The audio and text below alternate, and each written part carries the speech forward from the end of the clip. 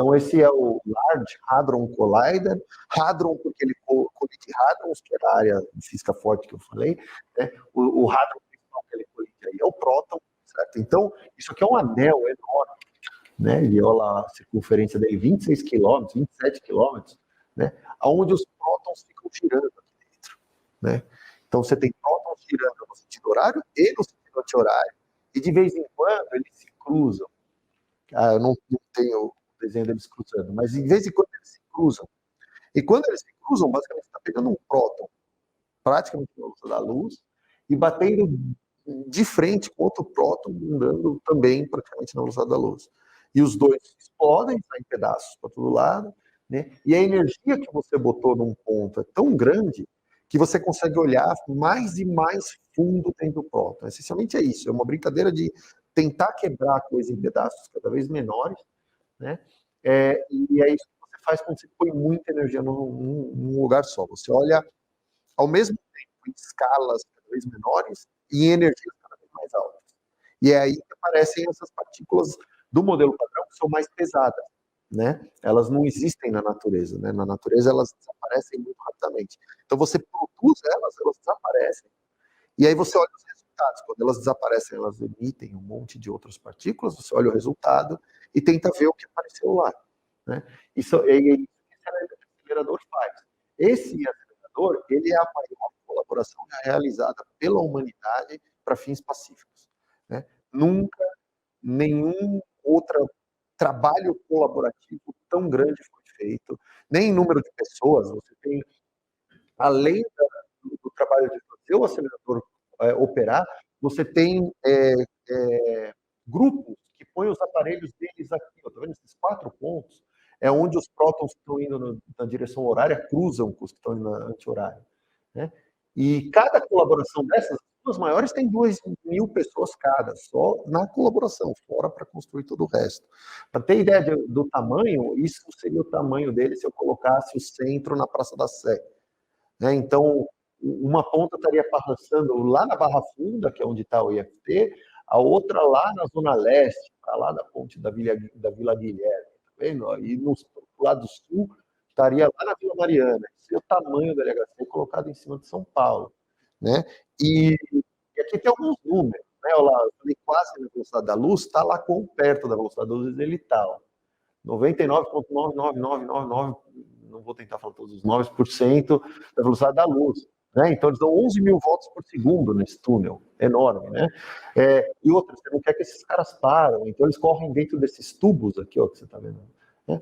E o tubo tem que estar vazio e frio, né? Esse vácuo que tem dentro do tubo é mais vazio do que na Lua, certo? Para você achar um lugar que o vácuo é tão vácuo, você teria que ir fora do sistema solar, mesmo no espaço em volta da Terra, ou entre a Terra e a Lua, o vácuo não é tão vazio quanto o que tem ali dentro.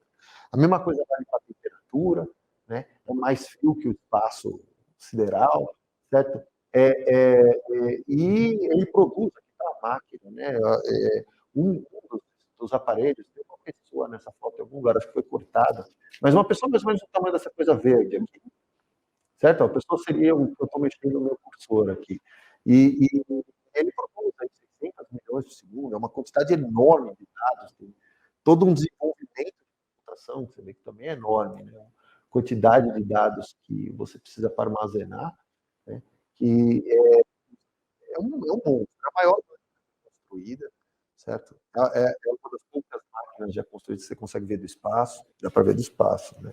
O lugar onde ele está, apesar de ele estar enterrado, você vê... Ele está enterrado, né? Ele está enterrado a mais de 100 metros de profundidade, e isso aí fica radioativo quando as colisões ocorrem, né? Enfim, é uma máquina enorme, feita só para fazer esse experimento, para entender a natureza. Isso é uma coisa importante, né? Isso é uma coisa que eu repito aqui, as palavras do ex-diretor científico da FAPESP, né? E ele falava assim, tem 2 tipos de ciência que você pode fazer, né? Você pode fazer ciências para resolver problemas, né? Ou você pode fazer ciência para entender o mundo, né? Às vezes você começa tentando entender o mundo e resolve problemas, às vezes você quer resolver o problema e entende o mundo, mas as duas coisas são buscas igualmente nobres, né? E essa máquina inteira foi construída essencialmente para entender o mundo, né? Ela resolveu um monte de problemas, todos esses, por exemplo, o sistema que tira, você imagina essa máquina produzindo todos esses petabytes aí de informação e ela produz isso rápido, muitas vezes por segundo.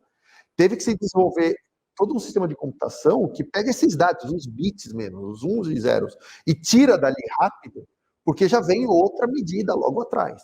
E esse sistema não existia. Os cientistas ali do CERN tiveram que inventar ele. Isso ficou como patente nos países que resolveram. Os ímãs que foram usados aqui também não existiam antes, né? Então, todo esse rescaldo tecnológico ficou lá, mas nunca foi o objetivo. O objetivo era saber do que é feito o mundo, saber do que é feita a matéria, né? Outro exemplo, esse sistema de computação, além de tudo, ele é distribuído, né? Ele tem, basicamente, esse lugar onde os dados produzidos, esse data center principal, isso é enviado para essas instituições, que são várias, que é o que eles chamam de Tier 1, são os lugares onde fica armazenado permanentemente, estão espalhados pelo mundo inteiro, e depois isso é redistribuído para esses Tier 2, que são, eu não sei quantos são os... Aqui, ó, 170 lugares tem o Tier 2, espalhado por 40 países. Um deles em São Paulo, ali na Barra Funda, lá no térreo do IFT, tem um Tier 2, o LHC, recebendo dados e analisando por grupos brasileiros que trabalham num mundo de experimentos, CMS. Né? Então, tudo isso aí é desenvolvido para entender a natureza. Né? A linguagem HTML foi inventada no CERN, também para fazer colaborações internacionais, por exemplo. Né? Foi um dos primeiros grupos de humanos a precisar da internet, porque os experimentos foram ficando maiores, envolvendo cada vez mais pessoas, cada vez mais espalhadas, e eles inventaram o HTML, que depois virou a língua principal da internet.